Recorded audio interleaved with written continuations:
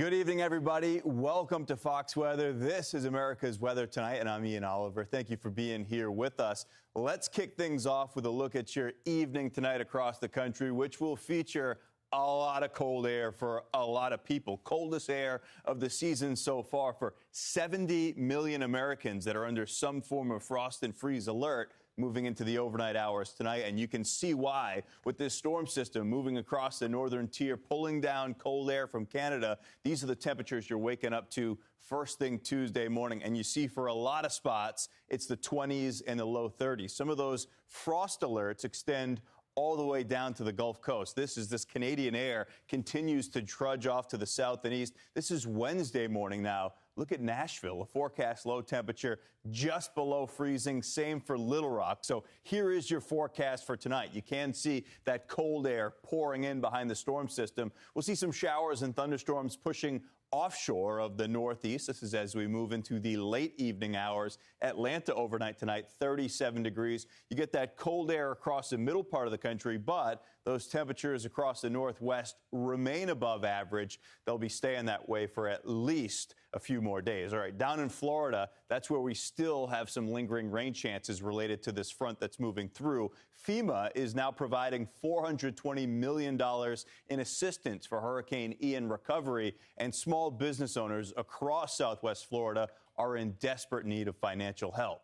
Fox Weather's Nicole Valdez was in Fort Myers Beach, Florida. That's where she met and spoke with restaurant owners who lost everything.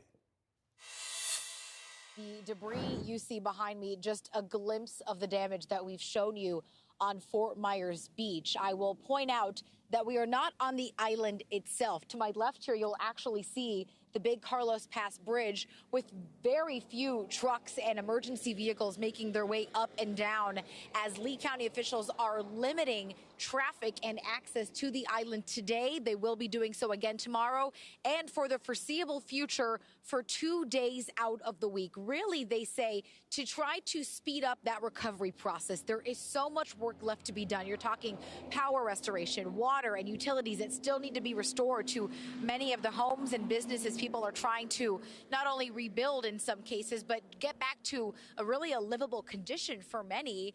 And Heidi and Axel Wimmer are one of those people. They owned Heidi's Island Bistro on Fort Myers Beach, a staple on the island. So many people visited there. It was the place for authentic German food on Fort Myers Beach. In fact, Heidi and Axel moved to Southwest Florida from Germany back in 2009, loved it, decided to call this their home and open up their business on an investor's visa to allow them to remain in the United States and make this not only their home, but their place of business. Now Hurricane Ian has essentially wiped out their restaurant. Unfortunately, they say they have not been able to get onto Fort Myers Beach just yet to get a look at it in person, but talking to friends and family and getting some photos in, they know there's very little left of what really was their pride and joy of their business, a place that they made so many of their friends who really started as their customers. And now it's those same customers that are working to try to help them get back on their feet, starting an online fundraiser, knowing that because of their work visa status, they may not be eligible for the federal assistance that many are hoping can help them bring their businesses back up. I spoke to Heidi just moments ago on really the tough challenge and the emotional battle this is for her and her husband, not really sure where they will go from here. Take a listen. Business you do for working, but you do for earning money. But for me, it was so much more. And and that was really one of my very first thoughts. I can't imagine not seeing all my people again. That's so true. And that's a very hard point, especially for me. Their future very much uncertain. I'll tell you, Heidi and Axel tell me they are eager to rebuild, but will they be able to do so on Fort Myers Beach? They're not sure. They know that recovery and rebuilding on the beach is going to take several years' time. They say they don't have, especially considering their circumstances. But they want to also note that they're not the only small business struggling to make those tough decisions, whether or not they can rebuild on Fort Myers Beach. There are some small businesses, many family owned, that, again, were staples on Fort Myers Beach. And like Nicole just mentioned about Hurricane Ian, it left behind billions of dollars in damage. And beyond that, it left many in Southwest Florida jobless or homeless, struggling financially. Give Directly, a nonprofit, has partnered with Google to use technology to help locate residents in need of financial help. Fox Weather's Steve Bender and Kiana Lewis spoke with the senior manager at Google, Alex Diaz, as well as Give Directly spokesperson Sarah Moran about the initiative to help those in need. What technology are you using to help locate these Floridians? And when you do use that technology and you get in touch with these people, how do they know it's real and not a scam? It's a great question. I'll answer the first part and hand over to Sarah for the latter part. So Google.org, Google's philanthropy, Google's mission is to organize the world's information and make it universally accessible and useful. And we brought that mission statement to disaster relief and said, what data sets would be helpful to get aid to people as fast as possible. And that was a tool that has socioeconomic vulnerability data. So where are the folks that would ordinarily need the aid the greatest? Much of our disaster relief infrastructure revolves around making in-kind donations, water and blankets and clothes. And all of these things are things people need in the wake of a storm, but cash really lets people make their own choices and puts the power in their hands in terms of how they can best recover. So some people might need to buy gas for their generator. Some people might need to buy boards or things to rebuild. We don't want to make that decision for them. We want to put the power in their hands.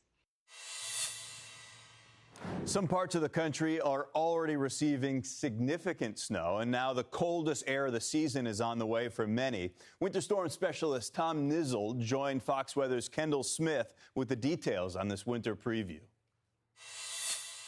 We're getting into the fall, and we expect that cold weather to begin to infiltrate into the U.S. I've been watching the Northern Hemisphere since August and watch how that cold air begins to build as the sun dips below the equator and we get into the season. So if you take a look at this animation, that blue blob that's over the Northern Hemisphere is essentially the lower atmospheric temperatures, and the temperature that is below freezing is outlined in blue. You see, as we went through August into September and now eventually into October, how that has spread and deepened across the Northern Hemisphere. We would expect that. And that is essentially the floodgates about ready to open. So we need something in the jet stream to tap that cold air. And essentially that's what's happened and will continue to happen over the next couple of days. It certainly looks like winter is coming fast, but we've got plenty of fall to enjoy still. And foliage, that's one of the best parts of the season. Certainly my favorite part of fall. But the leaves, it can also create some problems. The leaves clog drainage systems, stick to car windshield, and they can be slippery on the ground and on roads, particularly when it rains. Fox Weather's Katie Byrne explains what some of the drawbacks to fall can be.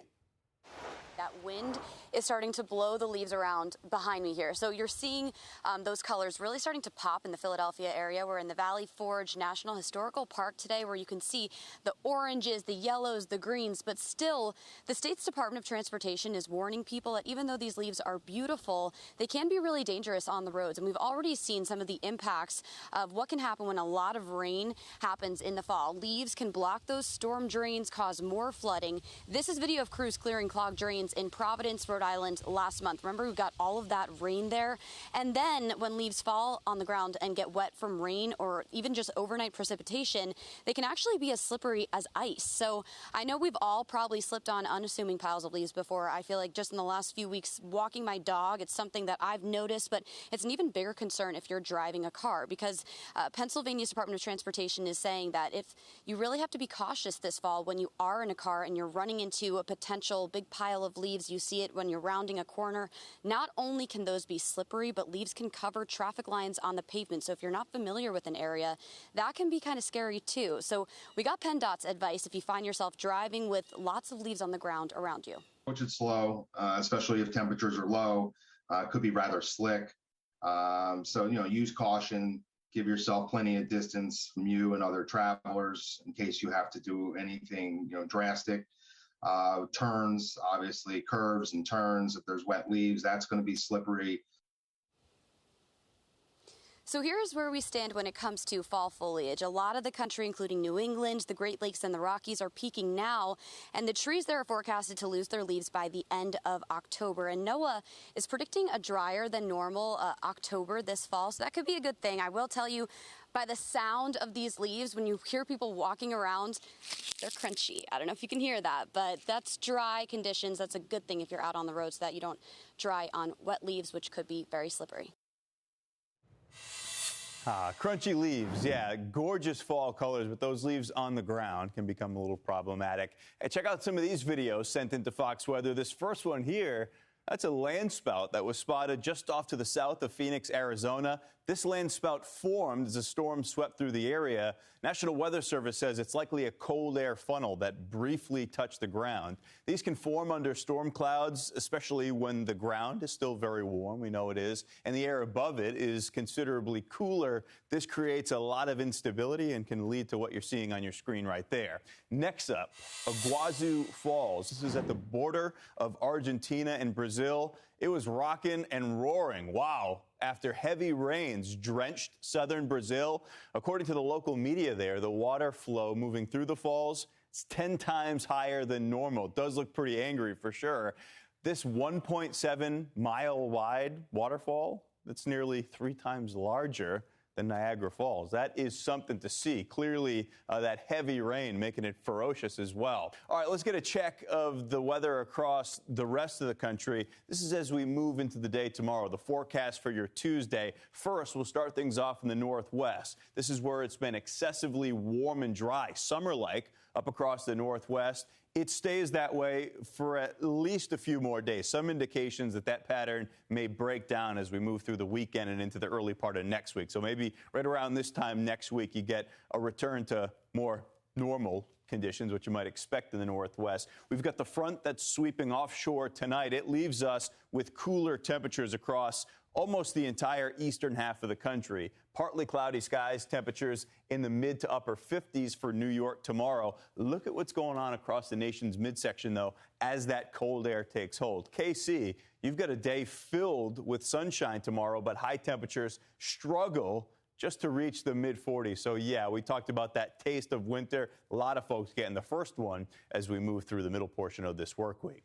That's going to do it for us here. Don't forget your latest forecast. You can get that on the Fox Weather app. Download it for free. You can watch us on all of your favorite connected TV devices. I'm Ian Oliver. We'll catch you right here next time on Fox Weather.